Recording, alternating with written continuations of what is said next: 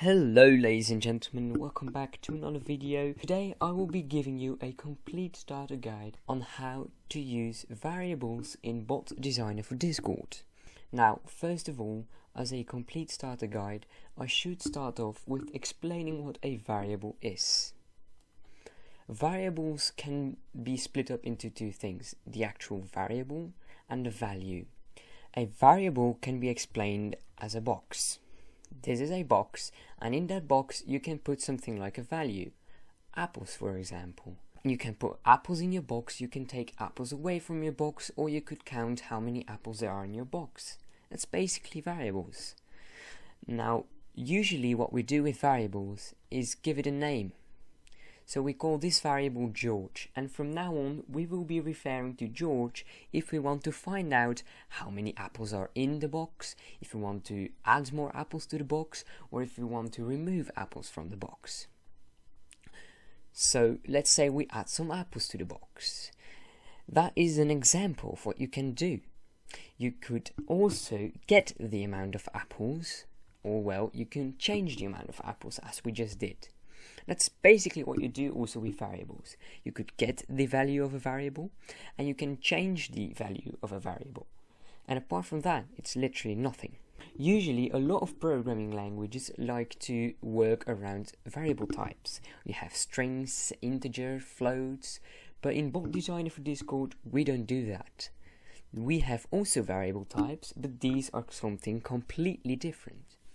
These variable types have to do with how Discord is structured and not how your input is structured. You can store whatever you want in a variable. You can store numbers, you can store text, you can store weird characters. We don't care. Today I will be completely explaining to you how each of these four work. We have local, we have global user, and we have server. Now let's start off with local variables. So with local variables we will take our box again. And that box is completely yours. No one else can do anything with that box. It's your box. What you store in there, it's your business and no one else should be bothered.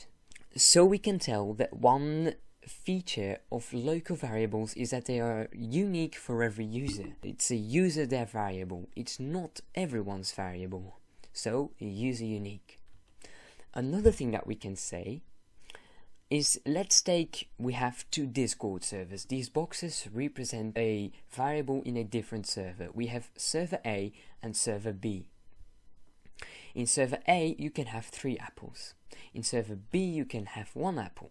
It doesn't matter, because your variable is server unique. It is yours, and it will be different in every Discord server. They don't need to be the same, not necessarily. Of course, there can be occasions where they are the same. That's local variables, so quick summarization.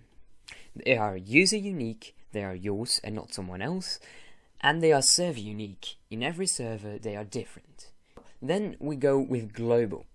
Now, global or global user has 2 types. You have, well, global user and global, and I will be explaining the difference right now.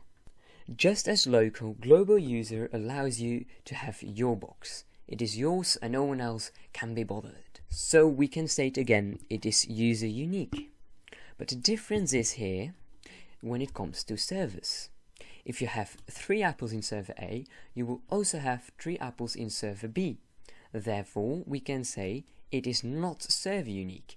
Whatever you do in server A, it will also affect your variable in server B. To summarize, it is user unique but not server unique. It is yours, but it is shared around every server you are in. Then we have global variables.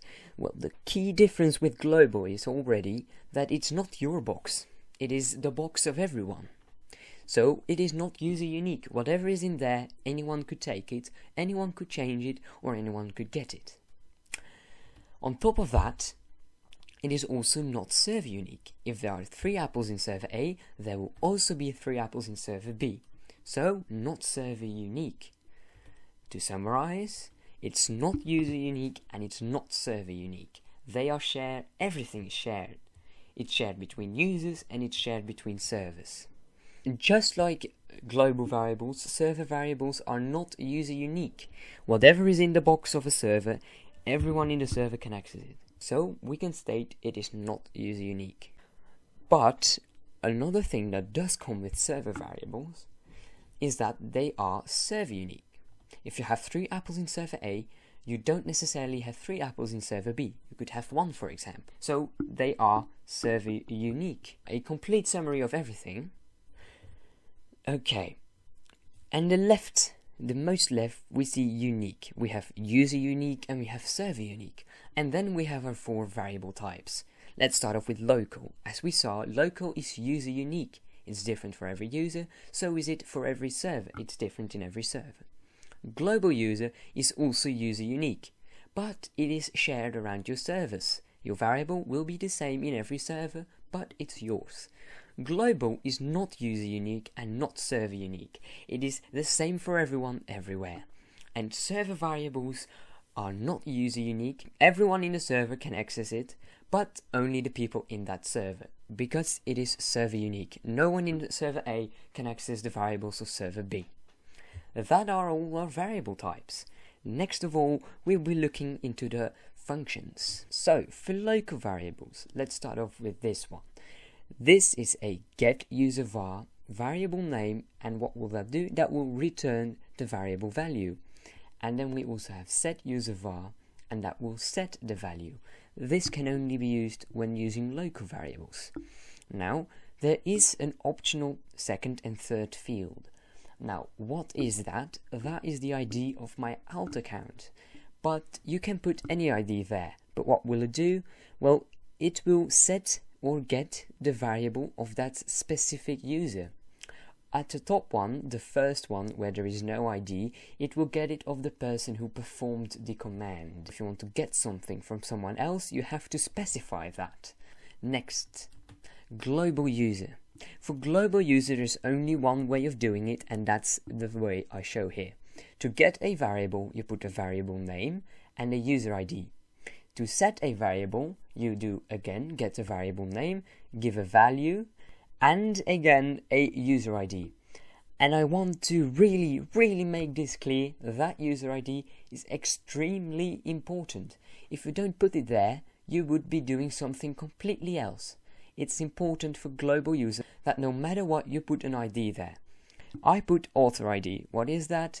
Well, it's the ID of the person that performed the command. But it's absolutely required you put something there. It can be the author, or it could be someone else. But if you don't put something there, we're doing global variables, because as you can see, the syntax is the same. You do getVar and setVar, but there is no user ID provided. And that's the key element. If you forget to provide a user ID, you would be setting a global variable, which is something completely different. Now, last but not least, we have server variables. And we do that like this when we want to get or set something in the server we are in whilst performing the command, or we do it like that if we want to change it for a specific server. And that's all that comes to it. I do really want to tell to you that a common mistake that people make is mixing the variables with one another. Don't do that, because it will break your code. Don't mix the variable types with one another. Only use global with global and only use local with local.